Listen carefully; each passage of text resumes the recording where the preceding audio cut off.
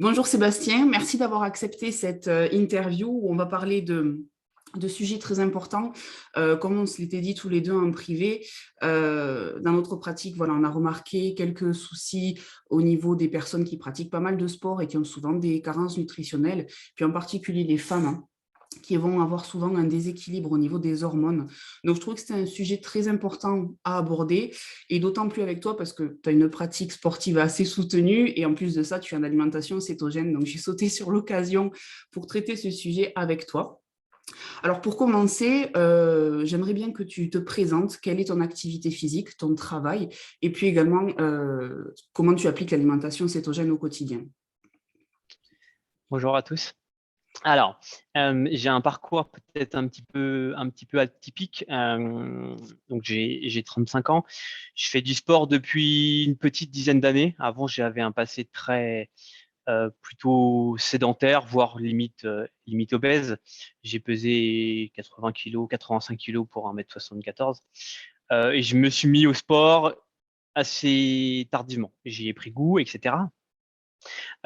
Et j'ai un métier à côté qui n'a rien à voir avec, à la base, la nutrition. Je suis ingénieur dans l'informatique.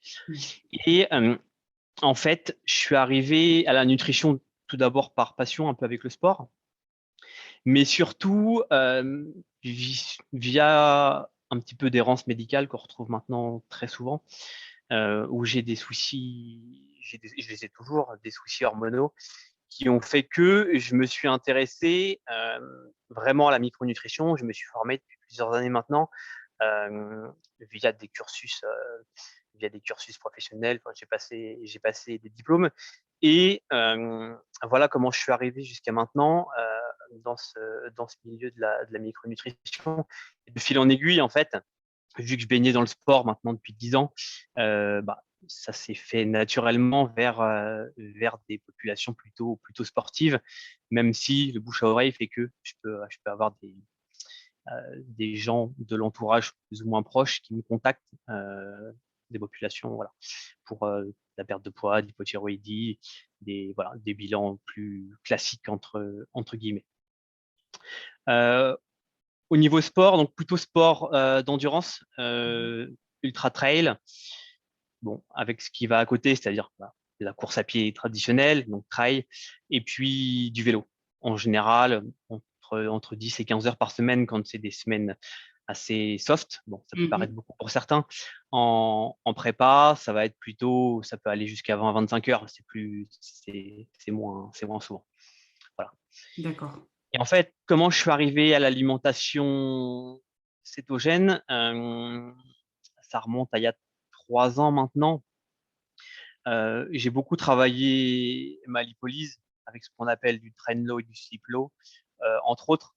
Donc, voilà, une alimentation déjà tournée low carb avec des entraînements glycogène bas, etc. Euh, Après deux ultras faits de cette façon-là, il y a quelque chose qui m'a un peu gêné sur une de mes courses, c'est que j'avais l'impression de passer beaucoup de temps Mhm. à manger du sucre, euh, bon, de la maltodextrine en l'occurrence, enfin, des choses qui sont quand même très correctes, c'est-à-dire des barres de bonne qualité. Enfin, je me tournais pas vers des produits de mauvaise qualité, mais j'ai eu l'impression, la course, alors je sais plus, 14 heures, il faudrait que je recherche, mais dans ces eaux-là. Et au bout d'une dizaine d'heures, j'avais presque des douleurs aux dents, un peu comme des débuts de carie, Mhm. avec le sucre, mais même en se rinçant la bouche, parce que c'est des protocoles quand même assez. Voilà, on a l'habitude, il faut se rincer la bouche, etc. Voilà. Mais je me suis dit, il y a quelque chose à aller chercher un petit peu en plus du côté du cétogène après cette course-là. Et voilà, c'est là que j'ai commencé il y a 2 ans et demi, 3 ans maintenant. D'accord, ok, très bien. Bon, mais effectivement, pas mal de, pas mal de sport à ton actif, donc forcément, une demande énergétique qui est importante et Oui, micronutritionnelle, forcément, oui. c'est super important. Est-ce que quand tu t'es intéressé au cétogène, est venu avec tout l'aspect micronutritionnel ou c'est venu un petit peu plus tard? Non, alors j'avais déjà ces aspects micronutritionnels avant, mais il faut être encore plus attentif à ce qu'on fait. Mhm. Beaucoup plus, j'ai fait des erreurs au début, parce qu'en France, il y a quand même peu de monde qui maîtrise ce sujet-là. Et même ceux qui se disent le maîtriser, ne le maîtrisent pas très bien, pour les sportifs du moins. Et bah, forcément, au début, les 6 premiers mois, enfin, oui, j'ai fait des bêtises, il ne faut pas se le cacher. Euh, et voilà. D'accord, ok. Donc peut-être des bêtises par rapport aux minéraux, l'apport en sel, ce genre de choses, parce que je sais que... Ouais, un petit peu l'import au sel, parce que bah, on en avait un peu discuté en privé, mais effectivement, le sel, on a tendance à dire ne pas manger salé. Et avant, je mangeais pas salé, je salais même pas. Bon, j'utilisais un petit peu de, bon, un petit peu. Bon, j'utilisais de la ceinture quand même régulièrement à l'entraînement, donc il y a quand même des apports en sodium conséquents dans la ceinture, mais je salais pas mes plats du tout. Voilà. Mais genre, bon, j'en avais pas spécialement le besoin. Enfin, je ressentais pas le besoin. Mhm. Là, bizarrement, enfin, c'est pas bizarre, mais je ressentais le besoin de sel. Mais bah, par habitude, bah, on se dit non, il faut pas, il faut pas. Et après, on finit par comprendre qu'il faut. Voilà, donc ça fait, c'est une des bêtises qu'il faut effectivement ne pas faire. Mais par contre, les autres minéraux, j'avais pas spécialement de soucis parce que je complémentais déjà en magnésium pour le coup. Le potassium, j'avais déjà une grosse consommation de légumes, donc ça a pas été gênant sur ces aspects-là. D'accord, ok, très bien. Du coup, au niveau de tes macros, ça va sûrement faire rire les gens parce que ça n'a strictement rien à voir Ouais. avec ce qui est appliqué avec le céto classique chez les personnes qui n'ont pas une activité physique comme la tienne. Est-ce que tu peux nous Oui. donner tes macronutriments à peu près? Bah, en règle générale, c'est 350 grammes de lipides à Oui, peu près. Euh, les protéines, environ 120 grammes, sachant que je fais 67-68 kilos. d'accord. Et je peux pas monter très haut parce qu'après j'ai quand même rapidement des troubles digestifs, D'accord. euh, voilà, flatulence et autres qui font que je vois que c'est un peu limite. Au-dessus de 130, ça commence à me poser un peu problème. Euh, et les glucides, ça va varier entre 50, 70, 80 grammes par jour en fonction de ce que je pratique. Donc en fait, oui, effectivement là, bon, 70-80 grammes, ça va paraître beaucoup pour certains. Bon, mais ça n'empêche pas que la dernière fois, enfin, je t'avais envoyé Oui, je m'en souviens. Oui. voilà, la photo de ma glycémie et de ma cétonémie, même après un repas de 30 grammes, 35 grammes de glucides, je peux être à 2 et 2,5 en cétonémie Ouais. sans problème. Donc ça, c'est tout l'intérêt vraiment ça montre à quel point c'est le métabolisme en question qui va être déterminant dans la cétose, en fait. C'est ça que les Ouais, gens souvent ne comprennent pas. Ils pensent que c'est une question de mathématiques pure et simple. Absolument pas. C'est comment le corps, à quel point le corps est actif et va gérer les nutriments qu'on lui donne, quoi. Donc ça, c'est vraiment déterminant. C'est pour ça que le sport est vraiment très, très important et ouais, l'efficacité du métabolisme. ouais. Ok, très bien, ça marche. Est-ce que tu as, après du coup, ces 3 années déjà en cétogène, des résultats intéressants sur ta pratique sportive? Tu as remarqué des choses? Oui, clairement. Alors au début, faut pas se le cacher. Déjà, j'ai fait des bêtises, qui Oui, fait que bah on galère un petit peu sur certains points. Et puis ça met quand même un petit peu de temps, même si j'ai fait du low carb pendant quand même un bon moment. euh, il y a un moment donné où tout ce qui va être un peu explosif, c'est un peu compliqué. Euh, mais ça se met quand même gentiment en place au bout de quelques mois. Et après, bah, forcément, on gagne un petit peu enfin, beaucoup en flexibilité métabolique. oui, C'est-à-dire que bon, j'ai fait quelques tests qui sont pas forcément à reproduire, mais j'ai déjà fait une sortie en montagne, alors type trail, hein. mhm, Ça devait faire 65 km, 4000 mètres de dénivelé, 11 heures à peu près, juste avec de l'eau. ouais, Voilà, sans manger, juste avec de l'eau. Mais maintenant, je le referai pas parce que on revient avec une cétonémie à, alors, je sais plus, 5,5, 6. C'est quand même, voilà, c'est pas le truc le plus intelligent à faire. Mais maintenant, je peux manger 10-15 grammes de glucides à l'heure sur une type de sortie comme ça et revenir avec une cétonémie à 3, 2,5, 3. c'est Tu ça, vois, ouais. C'est ce que voilà, j'allais dire, ouais. la flexibilité métabolique fait que je peux manger un peu de glucides et ça soulage quand même, enfin, faut pas se le cacher, euh, à l'effort, on peut se permettre un petit peu de glucides une fois qu'on a les métabolismes qui sont bien adaptés. Bien évidemment, il ne faut pas le faire pendant la phase d'adaptation au début, mais après, sans problème, on peut manger 10, 15, 20 grammes de glucides à l'heure, ça, voilà, ça soulage quand même un petit peu. Il ne faut pas oublier que la cétogénèse, c'est c'est un métabolisme, une voie métabolique un peu à part, de secours, entre guillemets. Absolument. Mais c'est bien que tu soulignes ça parce que la question de la céto-adaptation est nécessaire au début parce que je pense que tu es comme moi, tu as beaucoup de gens qui veulent mettre la charrue avant les bœufs, qui sont tellement pressés et tu as beau leur expliquer que le métabolisme, c'est pas sur un claquement de doigts, ça s'éduque, voilà. C'est à coup de mois à faire vraiment les choses correctement qu'on parvient après à être plus tranquille, plus flexible, mais ça Oui. passe indéniablement par cette période-là, donc c'est important de le souligner. Pour par exemple les personnes qui souhaiteraient le tester pour leur pratique sportive, c'est très très important. Et effectivement, il faut manger très très gras.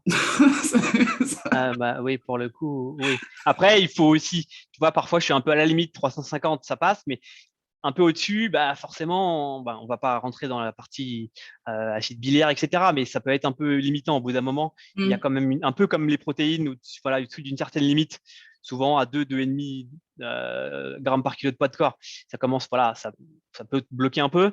Bah là, c'est pareil. J'ai remarqué qu'à 350, 360, ça commence à être un peu limite. Je Ouais. suis obligé d'aller me tourner un peu vers les glucides, quoi. Sinon, il n'y a pas trop, Mm. ouais, il n'y a pas trop d'autres solutions. Ça Tu commence as à être. trouvé ton rythme de croisière finalement. Ouais, c'est ça. Et puis, je pense que chacun doit le trouver parce qu'il y a des gens qui pourront manger beaucoup plus de protéines, par exemple. Il y en a qui auront peut-être moins de facilité à monter à 350 grammes de lipides. Voilà. Oui, c'est vraiment une question. Chacun doit trouver voilà, Oui, absolument. C'est son rythme absolument. en C'est pour fonction de ça son sport aussi. Parce que, voilà. oui, oui, Tout... totalement. Il y a vraiment une différence entre la théorie et la pratique, dirait-on. Ok, très bien, super pour ton parcours. Alors, au niveau, on va maintenant aborder la question de la micronutrition du sportif, qui est super importante. Et on va, je pense, à parler en particulier du métabolisme cellulaire, parce que, ben, mine de rien, sans ça, on risque pas d'avancer, sans les mitochondries. Donc, il faut vraiment qu'il y ait toutes les matières premières disponibles à ce petit organisme pour fonctionner. Est-ce que toi, déjà, pour commencer avec tes clients, tu demandes souvent des analyses de sang pour aller vérifier tout ça? Oui, alors c'est un vaste problème malheureusement parce que c'est compliqué. Oui. En France, bon, c'est un sujet un peu polémique, mais en France, on est quand même très mal éduqué sur le sujet. On a tendance à aller voir son médecin qui donne une prise de sang qui est malheureusement très incomplète la plupart du temps. Et lorsque je demande aux personnes de régler tout simplement ce qui est nécessaire au labo. Parfois, ça peut être gênant. Parfois, les gens ne savent même pas qu'ils peuvent aller au labo et demander une prise de sang et de la régler eux-mêmes. Après, il y a les solutions via les labos un peu spécialisés à l'étranger. Mais bah, c'est un budget et les gens n'ont pas forcément l'habitude. Ils ont l'habitude de tout se faire rembourser par la sécurité sociale. Et voilà, malheureusement, bon, c'est un sujet un peu tabou, Ouais. un peu compliqué. Donc, j'essaye, mais parfois, je suis obligé de faire sans en fonction des gens. Euh, voilà, mais dans la mesure du possible, oui, j'essaye d'avoir des analyses de sang parce que sinon, c'est quand même compliqué D'accord. de travailler. Ouais. Qu'est-ce que tu demandes? Moi, je sais qu'il y a très souvent la coenzyme. Alors, je crois que la coenzyme Q10 Oui, n'est pas remboursée. Il me semble que c'est 50 euros de mémoire, ouais, je crois bien. Je me demande aussi très souvent sélénium et zinc. Ça, c'est vraiment le ouais. minimum. Et puis, en particulier pour les femmes, le rétinol, parce que ben, très souvent, le rétinol est très bas chez les femmes. Ce n'est pas un hasard puisqu'elles se coupent, elles se coupent des graisses. Donc, forcément, il y a un moment où il y a un problème. Donc ça, c'est vraiment le strict minimum. Je peux demander la B12 également, parce que c'est également une problématique récurrente. Donc ça, c'est pour les grandes lignes. Après, selon la personne, évidemment, il y a des spécificités selon les symptômes, etc. Les antécédents aussi, on va voir s'il n'y a pas des trucs un petit peu plus spécifiques à aller voir. Qu'est-ce que toi, tu vas regarder du coup? Ouais, souvent, le zinc, sélénium, c'est vraiment voilà, le fer chez le sportif, C'est surtout vrai, le oui. sportif d'endurance, c'est un très grand classique. Soit la carence en fer classique, soit l'anémie ferriprive, mais dans les deux cas, voilà, il y a un problème avec le fer. Ça arrive quand même la moitié du temps, 50% du temps, je dirais, ouais, Oui. chez les sportifs, encore plus chez les femmes. Mais d'autant plus que les normes des labos sont très mauvaises sur voilà, la ferritine en l'occurrence, et où on laisse des gens, malheureusement, bah, avec des ferritines à 20-25 depuis des années. Elles ont tous les symptômes, souvent c'est des femmes, elles ont tous les symptômes d'une carence en fer, pourtant on les laisse comme ça, alors qu'elles devraient plutôt avoir au moins une ferritine à 60, 50, 60, pour que ce soit correct. Le zinc, très souvent, il revient quand même bas chez le sportif. Le Q10, je le fais uniquement en fonction de l'anamnèse. Mm. Si je vois que la personne elle mange vraiment peu de viande, peu d'abats, etc., je peux demander effectivement le Q10 comme toi. Bon, il y a le classique, la vitamine D. Là, pour le coup, je pense qu'en un an de prise de sang, j'ai vu qu'une seule personne qui avait un taux de vitamine D correct, sans supplémentation. Donc bon, voilà. Quoi d'autre? Au niveau des hormones, peut-être, parce que comme ça nous permettra de basculer sur la suite. Oui, bah il y a les hormones thyroïdiennes. Ça c'est le grand classique. Maintenant, au début, je le demandais pas, mais là, depuis à peu près un an, je le demande systématiquement. Euh, et puis, j'ai souvent des pas très bonnes surprises. Ouais. Très souvent des gens qui sont en hypothyroïdie depuis des années, mais qui se sont habitués à leurs symptômes et du coup qui vivent avec. Alors, quand en fait on pose des questions, bah, oui, ils sont en hypothyroïdie depuis très longtemps. Oui, et ça arrive chez les hommes aussi, parce que moi, ma Ouais, clientèle est majoritairement féminine, donc c'est vrai que j'ai peu de retours sur ça. Mais du coup, je pense que toi, tu en as davantage. oui. Bah, déjà, mon cas personnel, Mm. ça fait bien longtemps que je suis en hypothyroïdie, je galère quand même un petit peu avec. Là, ça va, j'ai trouvé quelques petites choses qui vont bien, mais ouais, ça touche les hommes mm, quand même assez régulièrement, je trouve. Mm. D'accord. Et du coup, plutôt chez le sportif? Bah oui, bah après j'ai un biais de ce côté-là parce que j'ai quasiment en homme j'ai quasiment que des sportifs. En D'accord. femme j'ai pas que des sportives, mais donc là je vais avoir j'ai un biais, je peux pas te dire. D'accord. Ok, bon, moi, j'ai un biais sur les femmes, donc. Ouais. Mais après là du coup oui bah forcément l'iode, enfin une personne qui se supplémente pas en iode, c'est 9 chances sur 10 qu'elle soit carencée, homme ou femme.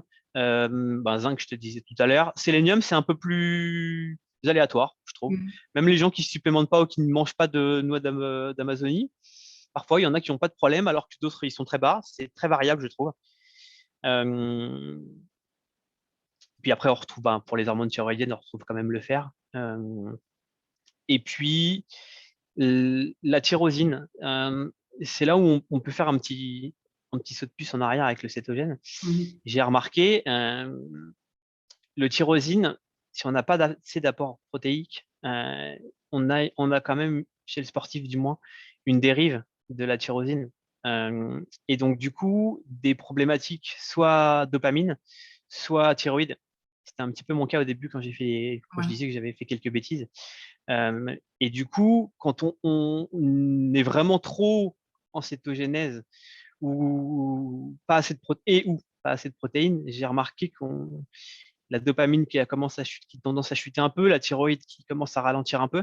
Et mes hypothèses, hein, parce que pour le coup, j'ai rien trouvé comme littérature, mais la tyrosine, comme ça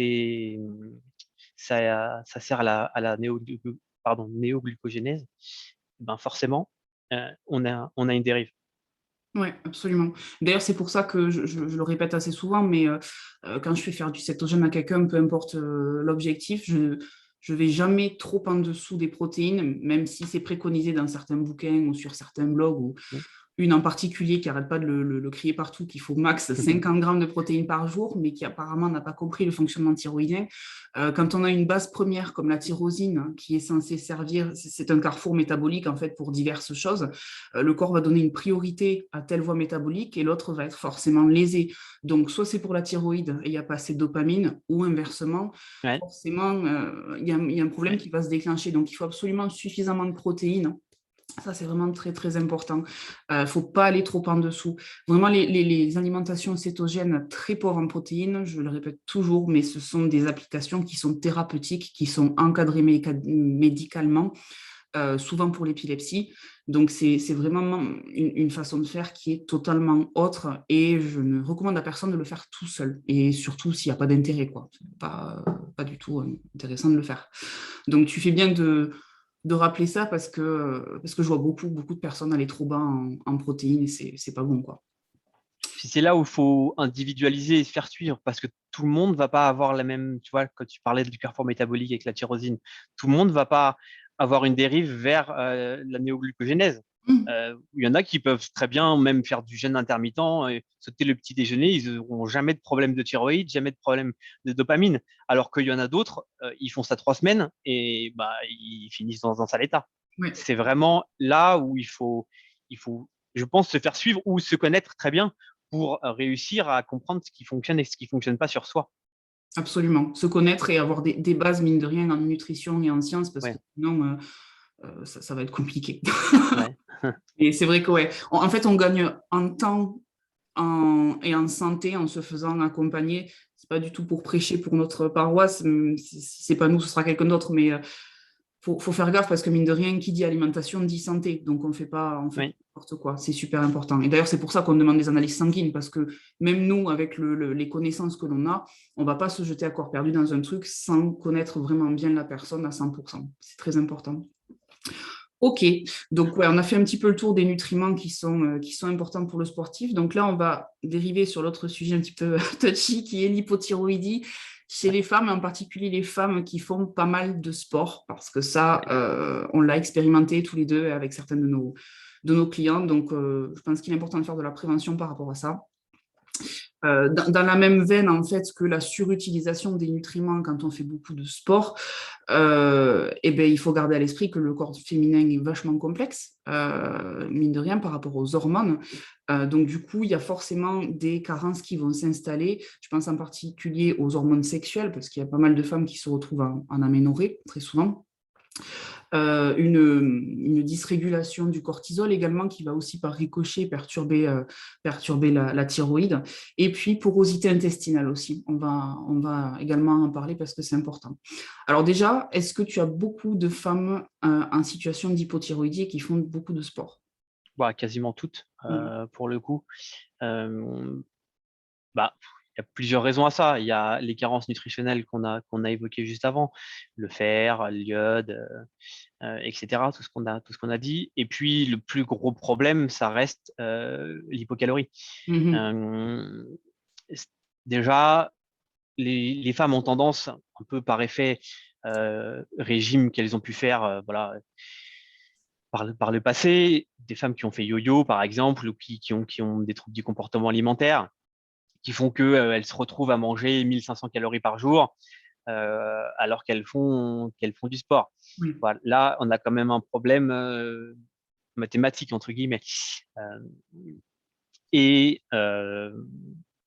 même quand elles font beaucoup de sport et qu'on remonte les calories, bah, il y a quand même un moment où ça bloque quand même un petit peu parce que il y a, comme tu dis, la partie hormonale qui fait que la femme, elle est normalement faite pour procréer. Donc, du coup, si elle est tout le temps dans un stress qui fait qu'elle a son cycle de cortisol qui est déréglé, bah, ça impacte les hormones. Elle mange pas assez. Une carence micronutritionnelle, nutritionnelle, ben, voilà, un problème de macro ou autre, et ben, on se retrouve avec bah, le corps qui doit choisir. Le corps, il doit choisir entre est-ce que je suis capable de procréer. Là, en l'occurrence, il me manque plein de choses pour le faire. Donc, du coup, qu'est-ce que je fais? Je coupe tout et bah, il n'y a plus de cycle. Et puis, la femme se retrouve en aménorrhée avec tous les problèmes qui sont en cascade derrière. C'est-à-dire que problème d'ostéoporose, parce qu'on n'a plus d'hormones pour nous protéger sur la partie osseuse. Voilà. Et puis, je pense que C'est déjà pas mal. c'est déjà pas mal. Effectivement, c'est vrai qu'il y a cette hiérarchie dans les hormones, comme tu le dis si bien, hein, le corps est sacrément bien fait, c'est-à-dire qu'il est programmé pour la survie. Donc, s'il y a une perception de stress intense et surtout chronique, en fait, Chronique, ouais. forcément, il va faire un choix et la priorité, c'est pas de se reproduire. Mm. Donc, là, le premier truc impacté, c'est très souvent le cycle menstruel et puis également, par ricochet, la thyroïde parce il y a une grosse communication entre toutes ces hormones. Hein, donc, forcément, il arrive un moment où tout prend cher, inévitablement. Et puis aussi, au niveau de la synthèse des hormones stéroïdiennes, la base du truc, c'est quand même le cholestérol. Et très, Ouais. très souvent, ces femmes-là ne consomment pas suffisamment de matière grasse animale. Il y a aussi la vitamine C qui est super importante et qui, du coup, est surutilisée dans le stress oxydatif dû à l'activité physique, ce qui fait qu'il n'y a pas assez de matières premières, encore une fois, pour synthétiser toutes ces hormones. Donc, ouais, le corps, c'est une sorte de recroquevillement sur soi et puis on attend que la tempête passe et souvent la Oui. tempête ne passe pas parce que Il y a le côté accro au sport que j'entends totalement, mais il y a aussi des femmes qui font ça pour perdre du poids à outrance. Moi, je me souviens quand En j'étais... règle générale, ça marche pas très bien. Et Une ça marche pas très bien, moi, hypothyroïdie, une c'est perte du l'inverse. poids et du sport, par expérience, ça coince. Les femmes, elles perdent pas de poids, hein, c'est bloqué, hein. Complètement, complètement. Et du coup, dans ces moments-là, c'est très difficile de les raisonner parce qu'elles ne comprennent pas en fait que euh, pour elles, le résultat est mathématique. C'est-à-dire, effectivement, plus je fais de sport, plus je brûle de calories, plus je perds de poids. Or, ça ne fonctionne pas comme ça et il faut comprendre que ce sont les hormones qui sont à la base d'un poids santé et que si on ne laisse pas un répit à un corps de femme, forcément, à un moment donné, ça va être problématique. Donc, il y a souvent un gain de poids, effectivement. Et je pense qu'il y a Mm. des patientes à moi qui vont regarder, qui se reconnaîtront et que du coup, il faut accepter qu'il y ait ce laps de temps de repos total parce que parfois, c'est nécessaire de couper à 100%, de vraiment renourrir son corps et puis après de travailler par la suite. Mais c'est vraiment problématique. Enfin, il y a beaucoup de femmes qui sont dans ce cas de figure et je me souviens que quand j'allais à la salle de sport, je voyais toujours des nanas qui revenaient tous les jours à faire 1 heure sur les mêmes machines tous les jours et qui ne bougeaient pas d'un péco. Bah oui. Et c'était vraiment, voilà, ça me faisait de la peine presque parce que on leur a pas donné la bonne méthode. Je suis quasi certaine d'ailleurs que leur médecin leur dit qu'il faut manger moins et bouger plus, parce que c'est souvent Ouais, sûrement. le truc classique. Donc elles se disent que c'est forcément elles le problème, qu'elles n'y arriveront jamais, mais on leur a juste pas donné les bonnes clés en main en fait pour y parvenir. C'est vraiment super dommage. Du coup, quelle est ta stratégie avec ce type de personnes? Bah, déjà, faut vérifier, comme on disait, les carences, parce que très souvent, il y en a quand même, à côté de la partie nutritionnelle. Euh, donc déjà, il y a cette partie-là à corriger. Et puis ensuite, eh ben, effectivement, il faut réapprendre à manger et à manger gras, surtout Mm, là, en l'occurrence, pour les sports d'endurance. Là, c'est compliqué.